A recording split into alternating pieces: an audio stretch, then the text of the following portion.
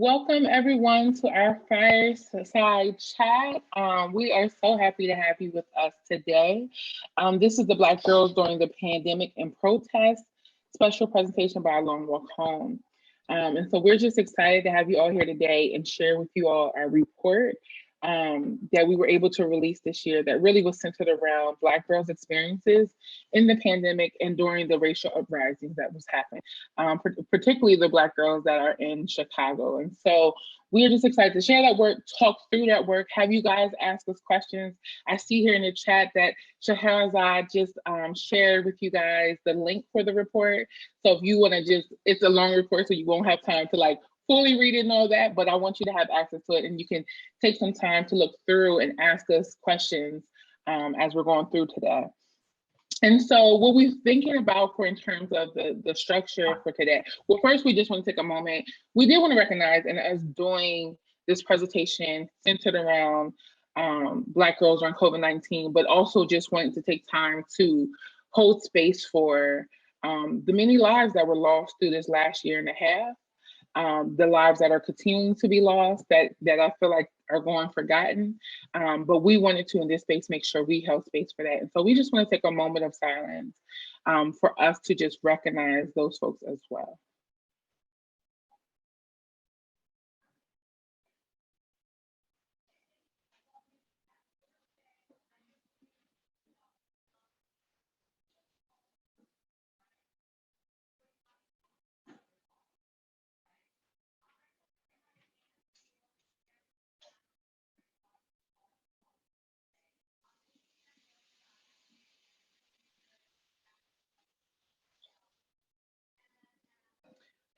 All right, so in terms of structure today, we did want to take some time in the beginning using about our first 25 or 30 minutes to really just present on the report, some of the highlights for us from the report that led to certain conversations that we thought were really important and some of the solutions that were proposed as well.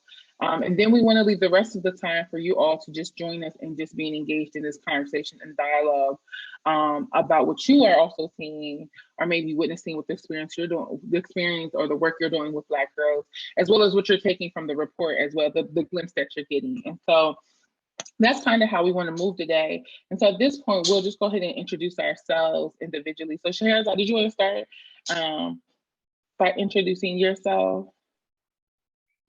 Yes. Hi, everyone. I'm very excited to be here at Gwen's Girls in the summit today.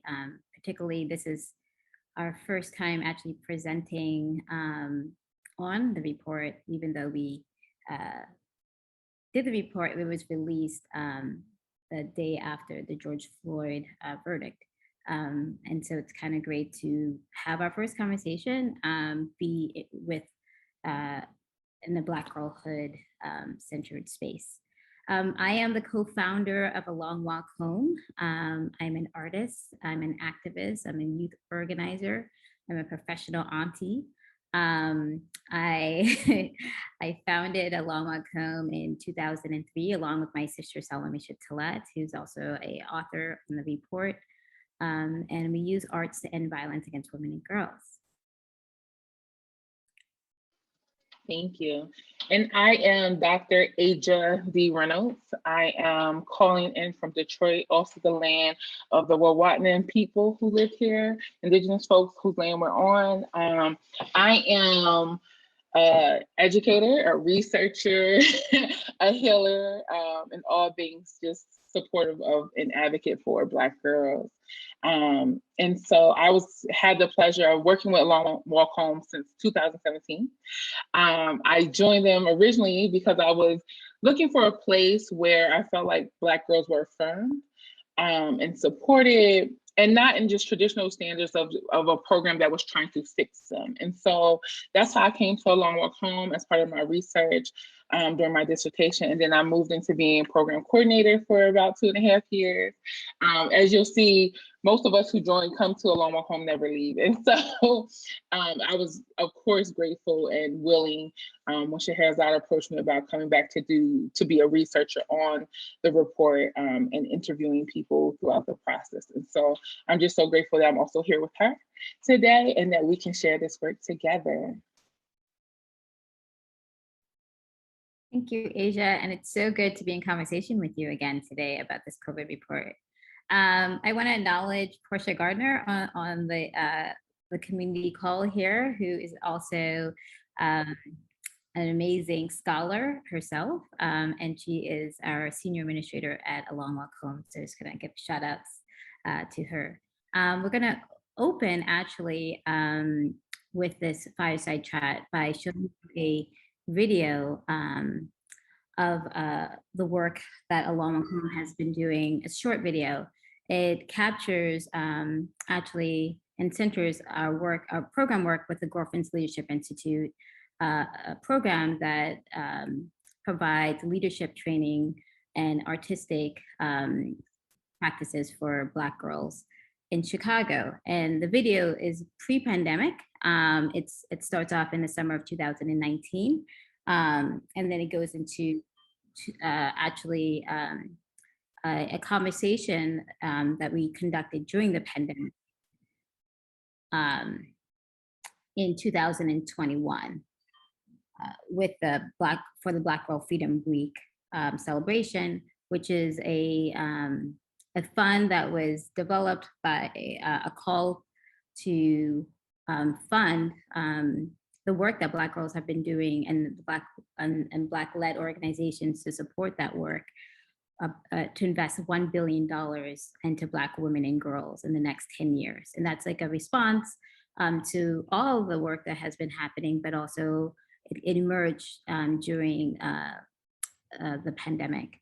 And I'm a co-founder of that fund along with Monique Morris and Tanya Brown and Tarana Burks, Fatima Grace from National Women's Law Center, Joanne Smith, my sister Salome Chatelet, and Teresa Young from the Miss Foundation. So I just want to shout out them for that work. So you'll hear just a little clip. It's only 5 minutes. And then we will be in conversation.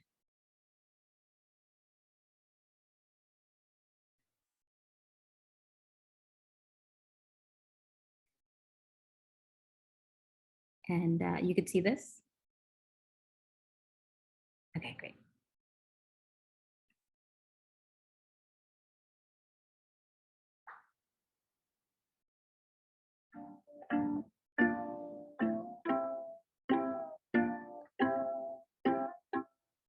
This is a poem to my girlfriends who sing and WAP and write and curse and can period prove their way out of any situation.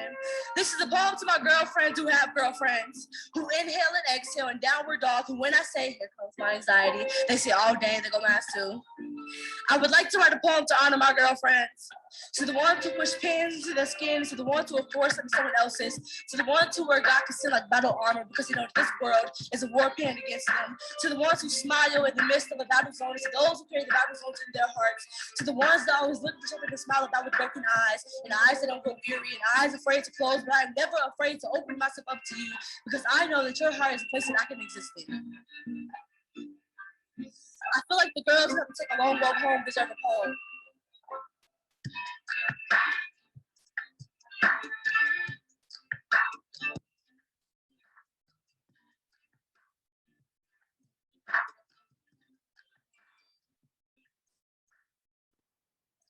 So Shahrazad and I started Along Walk Home in 2003. And our main program at that time was Story of a Rape Survivor, a multimedia performance in which Shahrazad documented my own healing and recovery from being a sexual assault survivor. So we'd go around the country and go to various community centers and college campuses.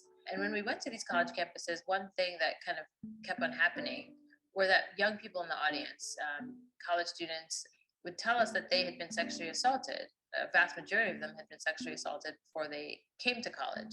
So from our point of view, we understood that there were these teenagers, people in high school and or middle school, who were being sexually assaulted and didn't really have the resources or the vocabulary or the access to be able to help themselves or help each other overcome this severe trauma. I feel like a big thing that the program does is put a name to our trauma, like working us through ways of solving it. And they have opened our eyes to many of the experiences that we've been through. They were educating us on like, we can't have one solution because we don't have one solution to problems. The word that they use to describe intersectionality, there is sexual violence, police harassment, mental health, domestic violence. There's so many things that we need to address. I think Along Walk Home has really helped us understand what it means when people say Black women as well as Black girls are at intersections of violence. That if we're going to talk about gun violence, but we also have to call these names as well. If we're going to talk about police violence, we have to call these names as well. We have a narrow conversation about violence, and we must expand that conversation. To empower a Black girl to be a leader, you have to shift everything around them for them to be seen. So you have to shift and have partnerships with their families. So we start off with having orientation. You have to shift and educate the schools, their voices are being heard. Then you have to also shift the laws that impact them to do this work. It's like philanthropy. So Along With Come had to help create portfolios and advocate at different foundations. So it's not just that we have to just work on the girl. Once we do that, we realize all these barriers that were put to actually do our work.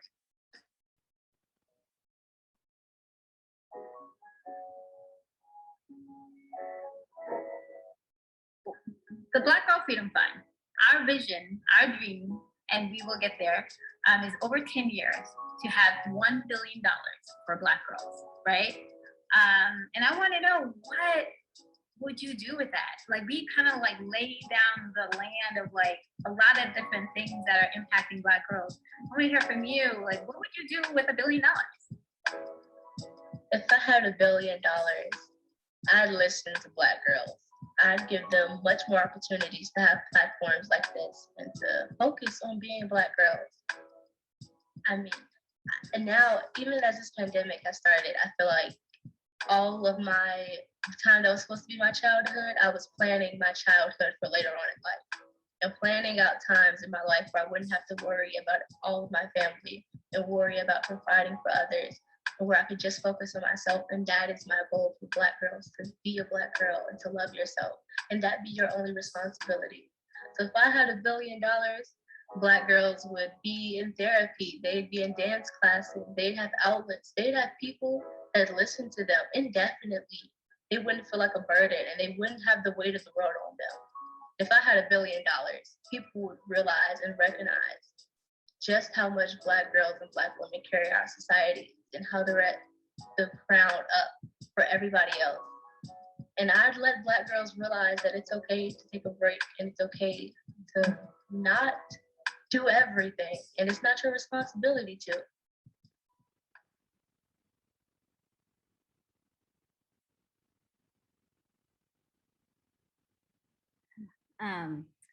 Thank you for watching that. So that was highlighting one of our youth leaders, Azaria, who really, I think, shares what the heart of this, why we really even wanted to create a COVID report in the first place. Because if we listen and we gather resources for Black girls, they are the true source, right? And so in this moment,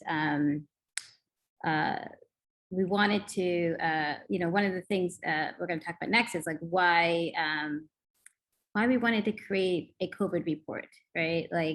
And so I know me and Adria are now going to be more in dialogue with you. But one of the reasons why I wanted to create there were several reasons, actually. I'm going to point out just 3. I was trying to figure out which ones did I talk about. But I remember the pandemic first hitting March 2020. And just the lack of leadership and the lack of information out there. And I started reading a series that was a global series, Within for Girls. It's based in UK, but it's a global philanthropy a foundation that really, and they published a series on how the pandemic was going to be impacting girls. And it's very early on because it was global, so they had a different legway into it. And I read a series about the Ebola crisis and how that was impacting what happened then and how girls were deeply impacted. And that article became like a roadmap for me in terms of just seeing how humanitarian responded and how oftentimes girls were left out, right? And how it impacted girls in terms of child marriages, reproductive rights, how some of the solutions were about get girls cash, right? So even though they're holding all of these different things, the money that was happening around the country wouldn't lead up to Black girls. And so how I held on to that report, because I didn't have, as we all didn't have the resources to really guide us in this period as a executive director. I wanted to kind of create something like that for others. I'm also really into archiving. And so I knew that the stories that we were hearing, how we were battling that, once you learn something, once you get through it, how can you teach it to others, right? And then people could take it from there. That's kind of been my model as a leader, as a person. And so that kind of also was a really big guiding factor. And the fact that when we started looking, and I read a lot of articles and read a lot of research out there. There was very little research specifically on how this was impacting Black girls specifically. And so I thought that this could be a start. I tell Asia that our report is a really impactful and a comprehensive report, but it's a beginning for people to kind of do more. And also like a skeleton to see how we did it. It literally guided us to, and we shifted our programs due to the evaluations and methodologies that we practice. We didn't do business as usual, right? We shifted and changed it according to what the data was saying and what the stories we were hearing. And then my last thing was that in March, I was, going back to March 2020, that when COVID hit in Chicago, the first person to die was a Black woman. The second person to die was a Black woman, her sister. And so I just knew that this was just going to have a different type of impact on our community, and that we should record and document. And internally, we did this internally due to the relationships and the scholarships that we have at Alon Macomb to kind of begin doing this report. Yeah, and I would just add to that. I remember one of the first check-ins I think you did, Scheherazade, with the girls, with the survey, right? The first survey that you sent out to them just to check in to see where they were. And I think I both resonated for myself as well as them, the many things that we weren't able to grieve about or talk about, right? Like as we were in the moment of both being scared, unsure, isolated, right, from people that we normally see in their regular routines, not being able to access things that we normally were able to access, right? And so I just remember from the early reports how many of the girls were just talking about their mental health and their anxiety at a high and not able to sleep. But even more so, right, of what we know and what we witnessed at that time, right, about Black women and Black girls, of just how much of the community care was led by them, right? Like automatically I was seeing, Black women, Black girls make sure people were eating, right? Like even if they were sitting in long lines at the food bank, they were never sitting in line at the food bank for themselves. They were sitting in that line at the food bank for themselves and like other people in their community to make sure people ate. And so I just seen the ways that was happening. But I also know, right, because Black girls are both Black and girl, right, because of their age, that they also get missing in a lot of this data as well, that people don't talk about. And so I was definitely excited the minute that Scheherazade said, I think we need to do a report in this moment about these girls and highlight what's going on. And so, of course, I was so down to definitely support and be a part of this.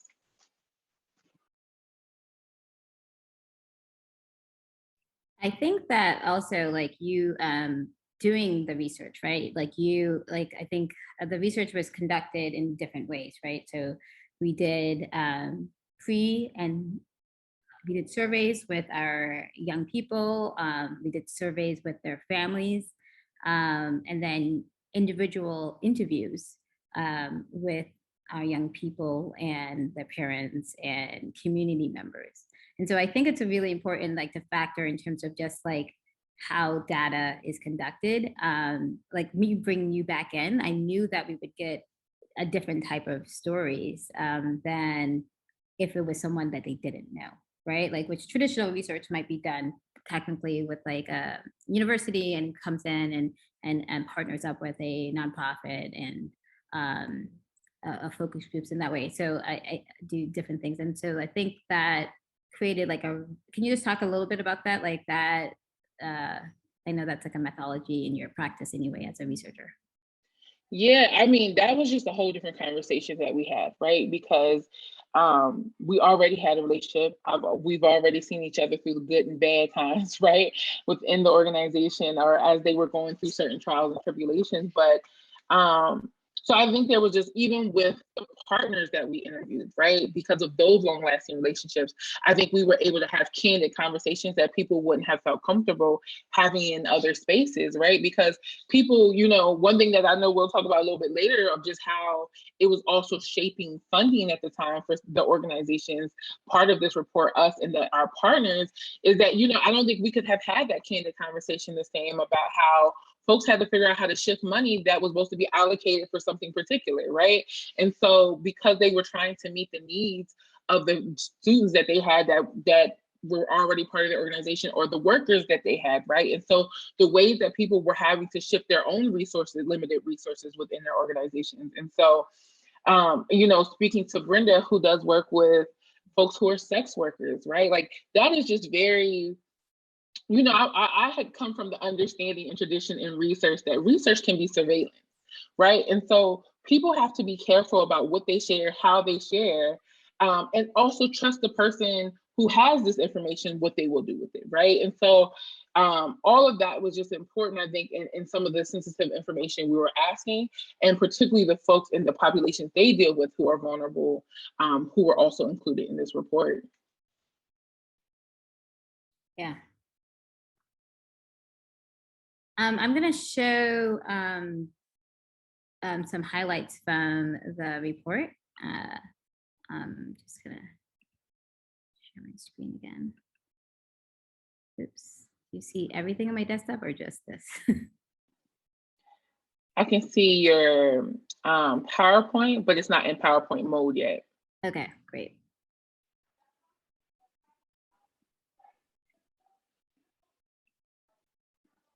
Funny, I haven't used PowerPoint in a while. Okay. So I just wanted to, because I also think like this is something, I think this is a tradition in the tradition of Loma Cone. We do collect data, we do surveys. It's something that so when we created this evaluations to figure out assessments, so what is happening. And the time that it happened that we did the surveys and interviews, it was until August of 2020. So it was from March to August 2020, and the first 6 months of the pandemic. And so I think that's a really important thing to like look at in terms of the data, like what was happening in the very beginnings.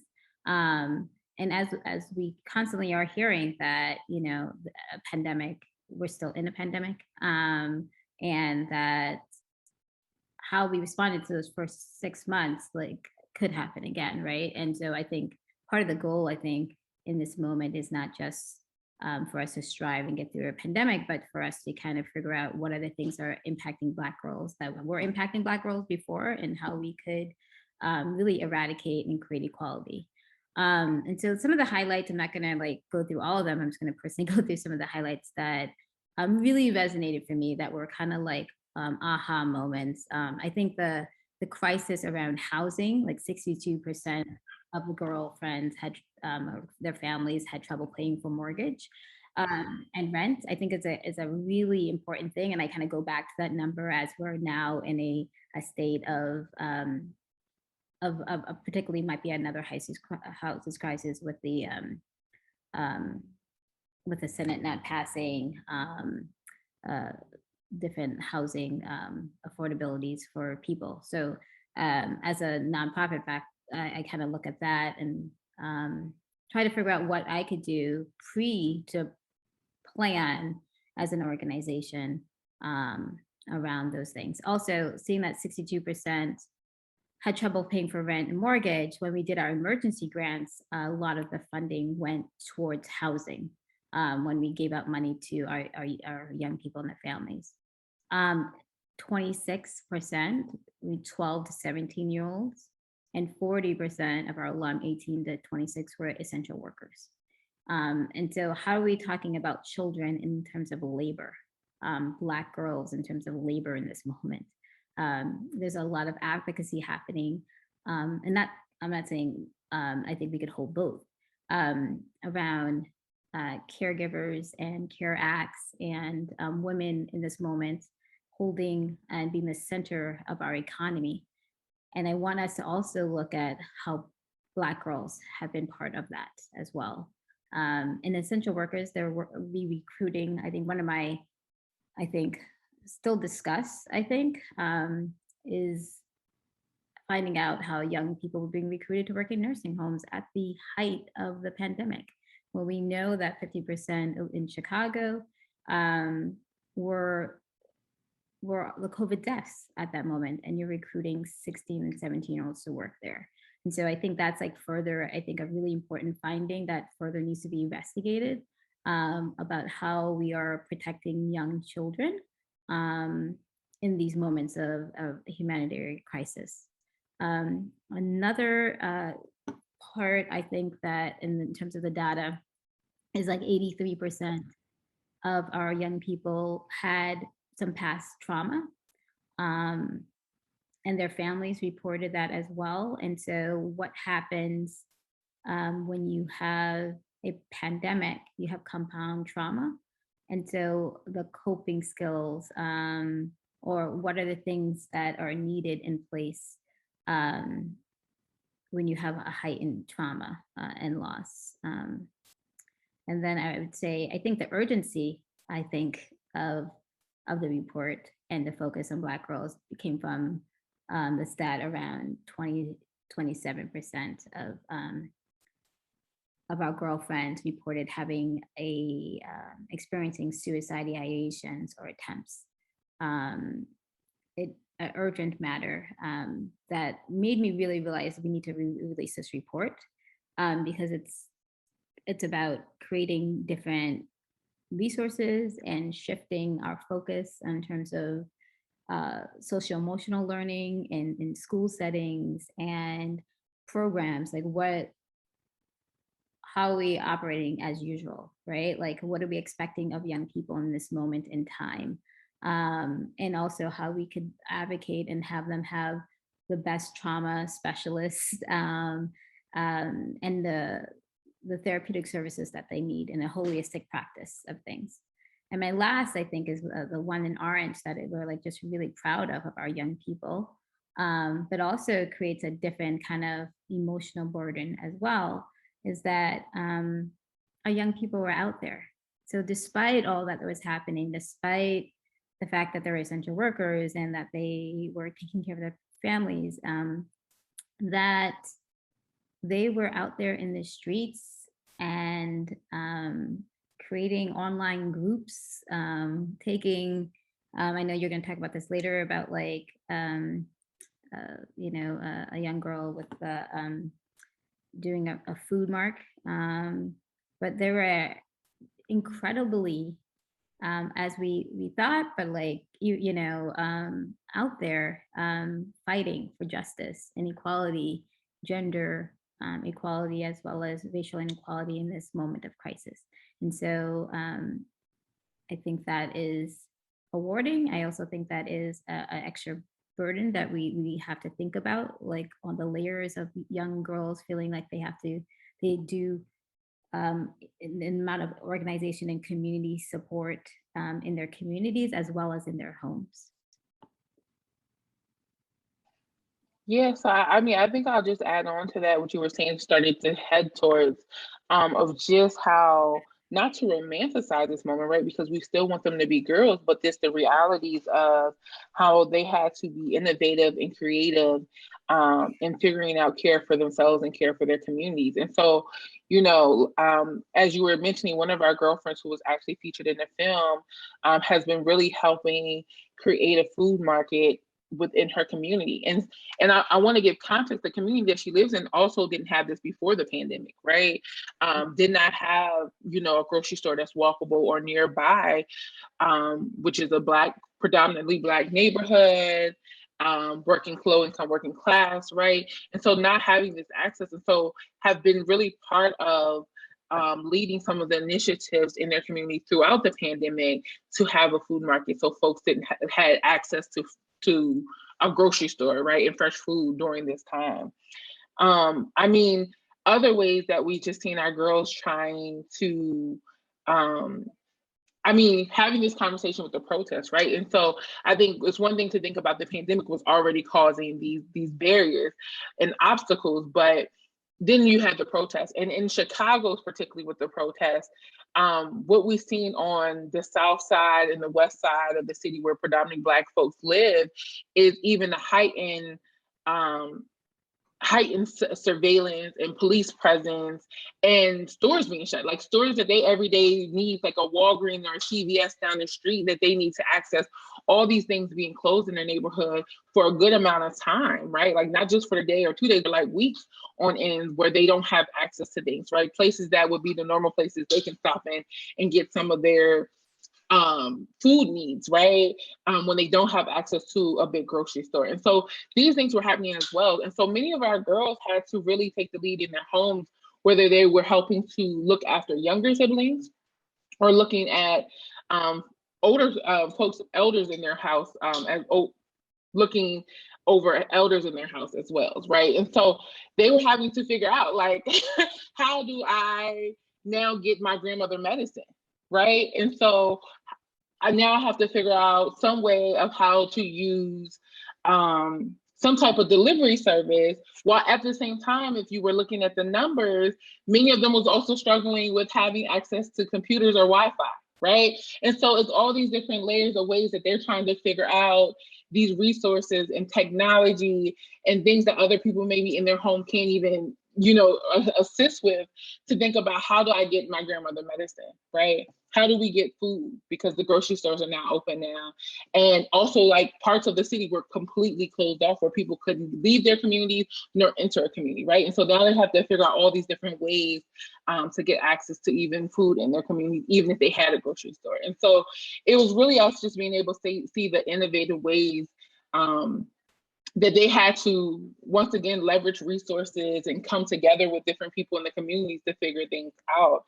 And then I'm also just really proud of, too, on here, share, where we have 55% of our girlfriends had increased time spent art making, right? Yeah. And so, while we can definitely recognize the trauma and the struggles and the mental health struggles that our girls were experiencing, the financial struggles, we're also talking about girls who've been enrolled in a program where they have had access to clinical support, right? Who have had access to all these different ways to engage in healing practices, right? And so while at the same time, definitely struggling like the rest of us through this moment, I'm also so proud of how they look to some of the tools that they learned through the program to be able to say, like, I am struck, like, I think we were able to have different conversations with our girls because they have already been going through a process of healing and they're already having certain language, right? So they can look at us and say, I am struggling, right? That I'm not sleeping, but I am at the same time struggling, checking on so-and-so, and she's checking on me, right? I'm also creating art, right? Because I know that writing poetry is an outlet for me. And so it's just beautiful to also see some of the things that they learned through the program, that they started to even engage even more so in their recognition of my mental health declining and in recognition of I'm struggling right now, right? And able to offer that to other girls they know, right, who aren't part of the program. And so I think that's also just beautiful in thinking about not only in this moment what our work looks like for Black girls, but even outside of this moment. I think you're when you just spoke about that, I just remembered when I did the initial check-ins with the girls, and you're now seeing their homes, right? So that's like the privilege I think that we have of this moment. To flip what this crisis allowed us to do is actually see people in their homes, in their spaces. And I remember seeing a Zoom room of one of our girlfriends and like seeing like all the tools like that we kind of exposed them to, like a whole wall. Like she had like the printer that we had in the classroom and the summer program. She like ordered that. Like she like ordered like Polaroid film. And then began like on the way, like I saw that the package that was delivered was like waist beads. We're doing waist bead workshops that summer before the pandemic, and like started doing waist beads, and then started doing, and I'm actually wearing one of the bracelets that she made. Before being able to go to the streets, she used like bracelets as a way to talk, really for herself. Like it would be like healing words, but also it became a way of honoring people who were lost, right? And so like it was just kind of as an organizer and a beautiful moment to see like some of the things that we exposed them to was in real effect, like that became real like lifelines, I think, in some ways, in that impactful way. So that was a beautiful reframing memory that shared. I also just want to give a quick time check. So we're at 2:25, where it'll be 20 minutes. So I don't know where if you want to open it yet, or you want to leave end off on some of the things that we still have here. Yeah. Well, I think we could just yeah. Well, we're at time check. Okay, I'm like, looking at all the things we wanted to talk about. I did want to talk about one thing, and then maybe you quickly say one of our recommendations. But I wanted to talk about this story around sisterhood, what we really found, like this idea, like for me, what I'm really taking from this COVID report, there's a lot in here. We did it in a very intersectional way. Because as we understand from the COVID, there are many things that are happening, and we can work on many things at the same time to holistic care for our young people. But one of the things I think that was an aha moment for me, and I think I was talking about this earlier about that the suicide rates, right? It was when one of our young people, who in the report I call Ebony, a pseudonym, reached out to traditional systems and called a hotline, which is what we, society says to do, and what we also hope people do is reach out. Like we encourage people to reach out for support. And she called the suicide hotline, and I talked about this in my executive summary. And she said, which is very disturbing, that it was an automatic message that came on, and that she was number 141 on the list. And she quickly hung up the phone. And the next person she called was a girlfriend in our program. Her pseudonym in the report, her name is Candace. And Candace talked to her through the crisis, wanted to go over there to her house. And, Ebony was like, no, it's COVID. This is also when we were at the stay-at-home order, and very early on in stay-at-home order. But then Candace then called us, me and you, Asia, right? And then we called her family and clinical therapists. But I think it's really important to understand what happened there. That she called a system, and when systems fail girls, right? Who is there to help? Is another Black girl, right? And that this idea of sisterhood really like saved her life, right? That even if it was in the pandemic, she was going to risk her life to help her other sister, And I want to just ground ourselves at this idea of this caretaker role that Black girls take on, and how they are each other's lifeline and sisterhood. And I think that we need to shift how we think about, I'm really grateful that we've trained that young girl to not only hold her story, but know to ask for help, right? I think that was something that we like also is a really big part of doing this work, is knowing that they will go to each other. And it's teaching them that, and having trusting adults to go there and hold that for them as well, is part of the training that needs to happen. And really just honoring the fact, I think it's a switching, like how do we have youth hotlines that are co-led, run by young people, like there's just like a system that is constantly failing our young people, that they don't see themselves in, that they don't see their healing in, they don't see their education in, they don't see the resources that they actually need in the moment. Okay, I'm gonna stop there because that was like one of my hardest moments. And if I was to take something from that really hard, difficult moment and share that, it would be that's the idea of sisterhood and Black girls leadership. So we're going to open it up, Asia. Yes. Do you want to quickly say anything? I know you, about the recommendations. Sorry, do you want to just open it up? Let's see if they come up in question first. Okay. Yeah, let's open it up. Yeah, let's see. So I think how you could put your question in the chat.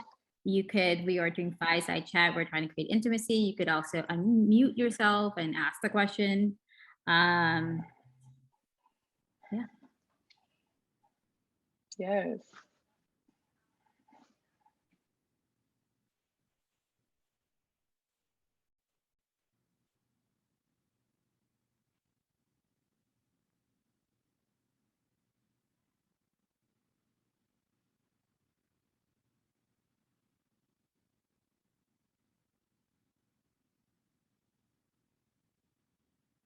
I am a therapist by training, so I could sit with silence. That's something we do. We sit with silence.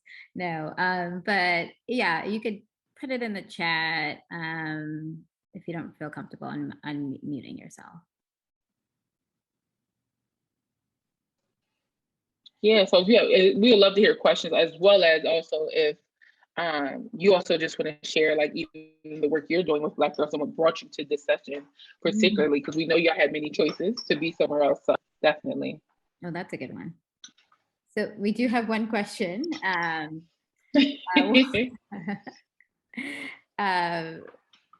Portia. What are the next steps that Alamacom hopes to see from this report, and what will COVID mean to Black girls in the years to come? Ooh, Black girl scholar herself asking questions here. I'll do the first one, and you want to do the second one? Okay.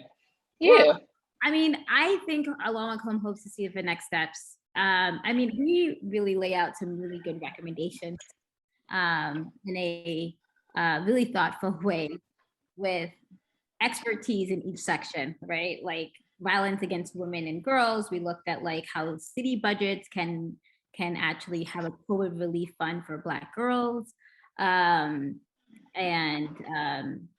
We looked at education and increasing social emotional learning and wellness checks, and thinking about a cultural comprehensiveness. So I think like one is like really looking at some of these like really detailed solutions and recommendations that we came up with, also just like leaning into like more funding for Black girls in this moment. We saw a whole racial equity movement that around funding and philanthropy, and we saw little dollars going towards Black girls. And so that is a call to really fund Black girls. But I also want to say, as researchers, we hope that people take this, want to continue to do evaluations and program. We're going to do like a second round, what's happening now with our young people, right? To encourage that. We also hope that people do take things, and like I even said earlier about the nursing home, like there is a need and a gap around research around Black girls. And so we want more and more of that to happen, to take these things, even though it's like 80 pages, we feel like, I mean, this thing could have been like 800 pages, because there's such a need for research out there to exist. So to continue to do more research, evaluations, and projects around Black girls. Yeah, and the second question you asked was, what will COVID mean to Black girls in the years to come? And I think that's such a great question. And I actually think that falls on us, right? It falls on us and the work that we continue to do to make sure that they're not forgetting from this moment, right? And so, we kept seeing essential workers, essential workers, essential workers. And, from our findings, we understood Black girls made up a good number of those essential workers. And even for me being here in Detroit, every time I think about going to a grocery store, I think about seeing young Black women at the register, right, in the store holding it down. And so, we know that, with these mutual aids and these funds, but we just know that emotionally and mentally, Black girls are also going to need as well, to be able to have spaces that they have access to that will affirm them, that will acknowledge what it meant for them in this moment to be leaders, right? And that they're often leaders, but even in this moment, what it meant for them to be leaders and how much they really held. And so making sure they have other affirming spaces to be in, that not only clap for the simple fact that they were essential workers and for their sacrifice, but actually come through in terms of what Scheherazade was saying, the mutual aid, right? And so, this has even been important to the conversations that we had with some of our partners, in that, they're getting funding for things like when they want to put on a festival with young people in their art, right? But not having this funding or the flexibility with their funding to be like, actually, we aren't eating, right? We actually have students here who lost their job in the pandemic, right? And so how can we reallocate or repurpose our money in this way to show up for them? And so I think there's so much I hope that this report does in just the conversation within philanthropy of how we understand if you actually are supporting these communities, right? That it also means you allowing for them to know that they already know what they need, right? And so that that philanthropy and the funders aren't directing the type of work we're doing, but that we are shifting them to know what they should be funding, right? If that makes sense. Yeah. And Asia, you're frozen, so maybe it's off mic, on mic. Off video, on video. Okay, thank you. We have another question from Logan. Yep, you're back. Great. From Logan, I appreciate the explicit commitment to intersectionality in the report. Was there a specific reason to include those specific identities and experiences that were included? Yeah. I think our framing is always from a Black feminism perspective. And so we understand that young people have a variety of different experiences, and they're being impacted from this in a variety of different experiences. So one of the things I was actually going to talk about in Asia, you could talk about that 51% of our young people identify as LGBTQI, and that they are also 100% actually identify as girls. And so that created a whole unique, and 100% identified as Black, a unique experience of how they were experiencing this pandemic. I want to talk about one of the recommendations that we had was really in the violence against women section, where we talked about housing. And so that was a huge crisis that was happening around an increased amount of domestic violence that was happening, and how we had to put our young people into Airbnbs, how homophobia played a role in their households, to being increase of LGBT population, youth LGBT population being homeless during this moment. And so I think it's really important to create a specific, understanding the specific problems that are happening and how different identities are impacting that, right? I know Good Kids Mad City, another community organization that we work with, that we interviewed, had a specific funding for homeless youth who are LGBTQ during this time. I mean, we're saying these things need to be here for a long time, that the government needs to respond in that kind of way to Black queer youth, that programs need to respond in that and change their programming to fit those kind of needs and services that are specific for those needs as well. And then I think you interviewed an organization that in terms of transgender, we're having discriminations in terms of transgender Black women when they're going into these domestic violence shelters or homeless shelters, that they're discriminating in terms of housing. And so it's, and then this happens obviously in different other areas. I'm just pointing out that one part of our solutions that we're advocating for the training that needs to happen for people to take in people's identities for equity's sake, but also how certain communities are being impacted even more, and resource needs to be directed differently.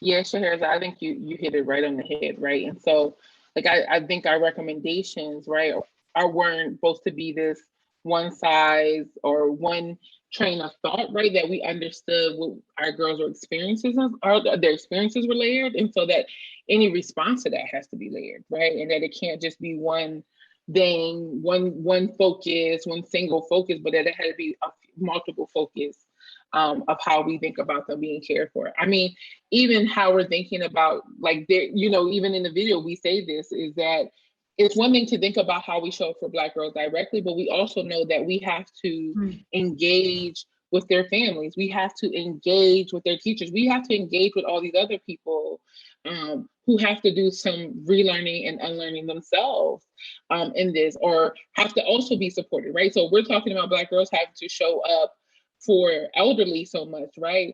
There's a bigger conversation that we have to be having about who is vulnerable in our communities, right? And so why is it that so many elderly people are counting on their young grandchild to help out so much at home, to help take care for them, right? And understanding that their parents, right, aren't just neglectful. And so, like, why so many of our girls have to also help out with taking care of their younger siblings, right? So what are some structural issues within that whole community that is trickling down, and how are Black girls holding a lot of that burden? Yeah, and I think we specifically focused on the pandemic to protest, right? That's a specific thing that was happening, like being Black, being a girl in this moment, and with specific different types of experiences. I think I wrote in my executive summary that there was a stat in the Washington Post put that by June 2020, 7% of white people knew someone who had COVID-19, just knew someone. And 24% of our girls knew someone in their family that died from COVID. That is two different things that are happening with COVID. And we cannot have the same plan and same recovery plan that really impacts the white person who, and the girl who's in their family, a family member has COVID. Those are we're operating two different ways. And that's in the first 6 months, right? And so how we need to shift and really can't come with something I still, I think one of my biggest things, a recovery plan for Black girls, right? And we're talking about girls, our girls, we evaluated 22 and under, but I do think there's something specifically happening to 18 under as well. And how you do programming for 18 and under is different than, I think, a college student or, who need different types of services. There's a different family involvement needed that when you do work with younger people. So we're at 2:42. And so if anyone has any lasting question, lasting comments, as we're wrapping up our fireside chat. So good to be in conversation with you. I know. Oh, okay. I love it. Off camera, I mean. Yes.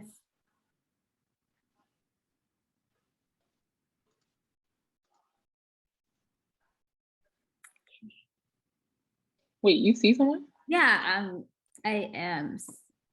Stevens came off. Oh, I can't see. Why don't I see people? Maybe want to write it in the chat. They put their hand up. Okay. Okay. Trying to get the audio work. Okay. Well, we're excited that you're excited to ask this last question.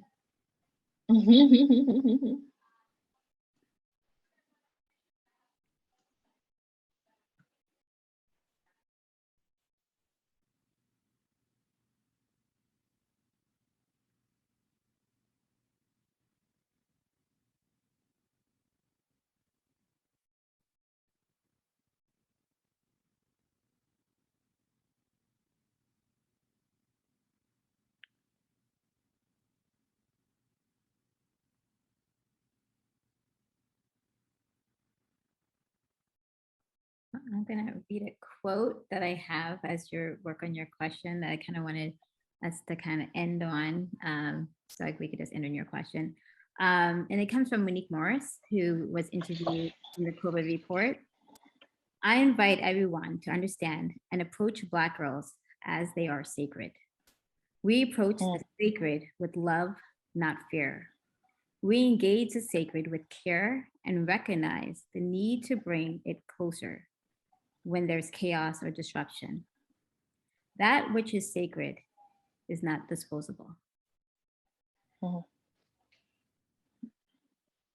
invite us to all think about Black girls as sacred. I love that.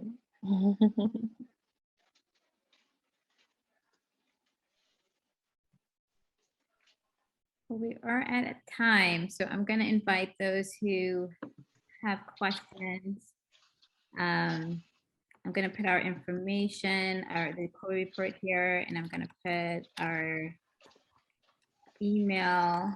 And just encourage all those who are here that are here because they are centering Black girls, and that's just really amazing, and to be in community with you guys. So I just want to thank you guys for this fireside chat and allowing me and Asia to be in conversation for the first time. Yes. And this labor of love that took basically a year to make and put out there.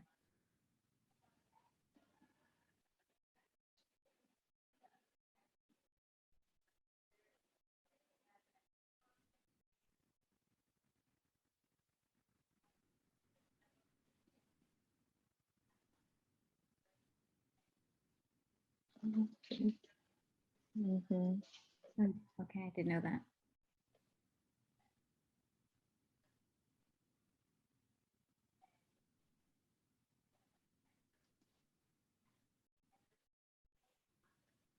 Okay, it seems like we have to go.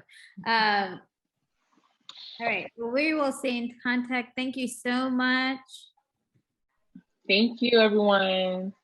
And I will be on another panel at 3 p.m.